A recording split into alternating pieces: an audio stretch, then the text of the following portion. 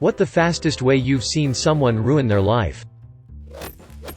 When I was in college in the early 2000s, a sophomore drove his car into a bunch of kids out partying on a Saturday a block and a half from where I was living. He was going 60 to 70 miles per hour, swiping cars parked on the side of the road before he hit the crowd. I think 4 people died. He got out screaming nonsense before being tackled. Was on a handful of drugs. Last I heard he was in a mental facility. Friend head dived off a fraternity balcony while drunk into a parking lot.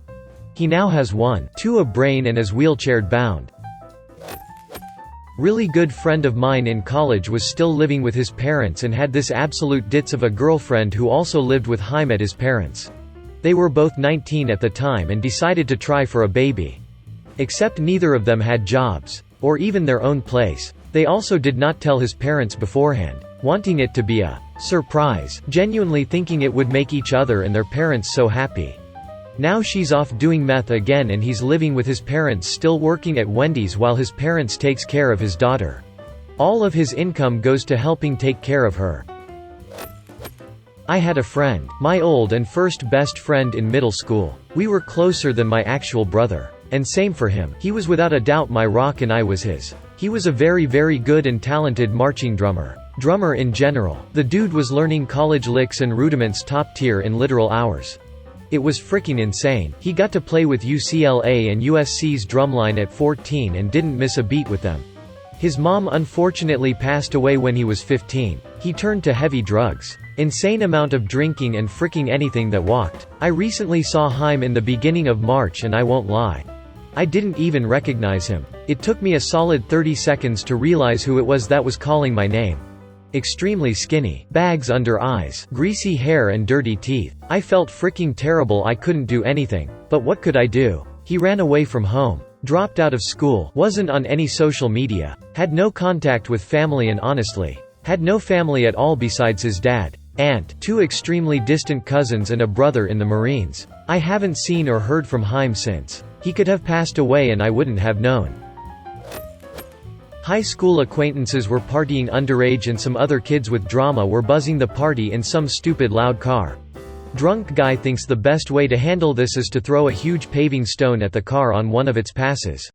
Stone goes through window, hits passenger, mid-body, lap, not head. Driver panics and refuses to take passenger to hospital. Apparently everybody was under the influence. She bled out of internal injuries in the hours that followed. Guy who threw the stone is still in prison for manslaughter. ETA sorry whoa here are some answers to the best of my ability, no charges against the driver.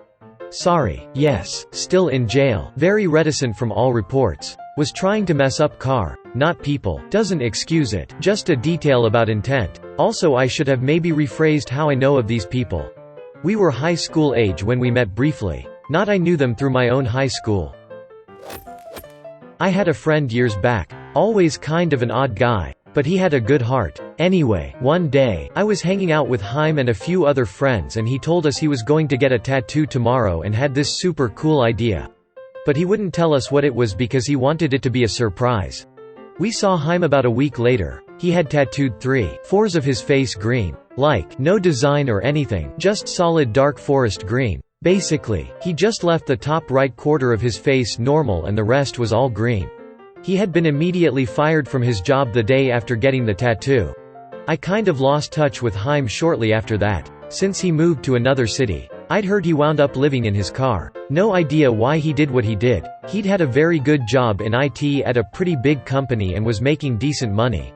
No clue why he thought permanently turning 3/4 of his face green would be super awesome. Edit. Okay, my inbox kind of exploded overnight. I have no idea why he got fired. It was about 15 years ago. And the company he worked for seemed pretty stuffy. For all I know, maybe he actually quit and just told us he got fired. Maybe he'd gone in and did something crazy, inappropriate that he neglected to mention. No clue. As for the tattoo artist, I have no idea who did it. Again, for all I know, he paid some meth head to do it. I don't have any tattoos myself, so I'm really not an expert on the topic. I've got to think there are some unscrupulous artists out there who don't give a crap as long as they're getting paid. Though. Crack. One of my friends went from being moderately functional to losing any custody of his daughter and bouncing in and out of rehabs within like 6 months. 2 years later, and he has a wanted poster with his face all over it in Tennessee. A 20-year-old man just killed a woman and her 3 daughters under 6 years old today by recklessly evading police and running a red light in Brampton, Ontario. He is just suffering a broken leg. https Toronto Sun.com News. Local news. Children among injured in multi-vehicle Brampton crash. When I lived in Vegas, I saw all these people come in and bet it all on black, then lose, then the stare of disbelief as they realize their mortgage is gone and they have to explain that to whomever they had left at home. Once my friend told me how he wanted to lose his virginity to his cousin and many other things about his cousin. His cousin's father was right behind him listening to everything he said. New guy at a factory celebrated finally finding a job by doing a shot at the bar next door during lunch. Got fired after 4 hours of work for it. About 50 years ago, when my great-uncle was in his early 20s, he drove home so drunk that he ran over and killed 2 college students and didn't even realize it. After his initial incarceration, he didn't know how to function as a free citizen, so he keeps getting himself sent back to jail. For example, he got out of jail around a year ago and couldn't make his first month's rent. His solution was to walk to the convenience store, steal a beer, and sit on the curb waiting for the cops to arrive. I was 14 and visiting family in Vietnam. A dude on a motorcycle blazed by on a highway, and a few miles later, I saw several feet of his brains spilled on the road. I was there when my older brother tried heroin for the first time. Fast forward 15 years and he is constantly going to the hospital for abscesses that appear on his arms and legs, and is almost completely cut off from the rest of the family because he's robbed our parents more than once. Every few years he swears he is going to kick the habit. The first few times we collectively ponied up cash to send him to rehab and tried to be as supportive as we could. After the 10th relapse or so, we're too exhausted to even pretend to be hopeful about his newest attempt to get clean. Edit. Thanks for all of the positive feedback. Went to school with a kid who threw a rock off an overpass and killed a dude. Whole life down the drain at that point. Made international news. Edit. Flint, Michigan. Worked in the German social welfare system, aka Sachbearbeiter im Sozialamt. A client of mine said he thinks that my calculations would be wrong after his wife left him, because he got not enough money. I asked him if he had any expenses I didn't know of. He was sure he gave me all infos. I asked him to bring me all his invoices, vouchers, receipts, etc., which he did a few days later. I read all his papers and found a pay slip that I didn't know of. According to my files, he got social welfare at this time, and I had no infos that he had a job with income, which would be social welfare fraud. I kept reading and I found a so-called Versicherungspolice, a insurance policy for a 5-er BMW. You should know that back in the day a car was a salvageable capital, aka he had to have his car sold to use that money for groceries, etc. It was mid-90s, it's different now. Then I found the purchase contract for the car. Expensive and with installment payments. Then I found the contract with the bank that gave him the loan for the car. So I called the bank and asked them why the hell they are giving a loan that big to a unemployed social welfare recipient. The woman from the bank began to panic, because that's new information to her. And while she was trying to explain what happened, the loan had burst because my client didn't pay, etc. I figured out that something is wrong with the payslip. You should know that in Germany, the 4-digit postal code, including the sublocal code, like 1000 Berlin 44, was changed to a 5-digit postal code, 12345 Berlin. In 1993, the payslip was from 1995, but the postal code on that thing was from 1993. He forged the payslip to get the loan to get the car because his wife told him he needed a better car to keep her. So he did all this, but Tuesday bubble burst because he couldn't afford to pay the installments. And just because he asked me to recalculate him and brought all his infos without sorting them out properly, I was able to prove that he committed some felonies. Which, by the way, doesn't mean that he ends up in jail or that he gets arrested, etc. He told me the story. I said what I have to do now and what might happen in the next weeks. Both have been charged and convicted of social welfare fraud, insurance fraud, falsification of documents, and sneaking bank loans using fake income information. My stupid ex-girlfriend, in an effort to pay back a loan shark, maced the opening manager of a Blockbuster and stole the bank deposit bags.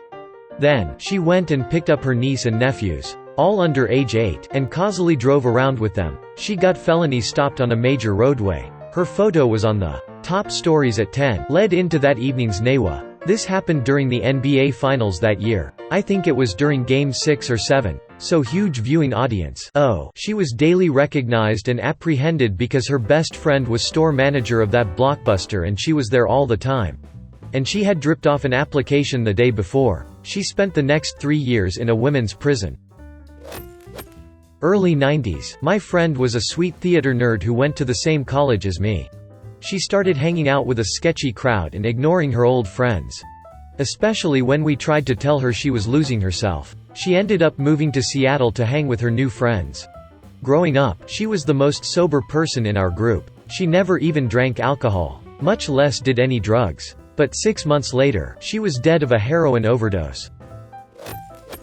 Dropped out of a very good college with a full scholarship that his family could never have afforded otherwise. After 3 years due to World of Warcraft addiction. No, this wasn't me. I managed my addiction responsibly. Edit. We are thinking of different guys. The fact that dozens of replies are, "Hey, I know this guy," is disconcerting but not unexpected. Edit. I played WoW from release through Cataclysm but never really had a problem walking away from it to focus on life. Which is probably the experience of most of the player base. After I quit, I started having intrusive thoughts about relapsing, even 8 years later, but have never felt that I'd give in to that.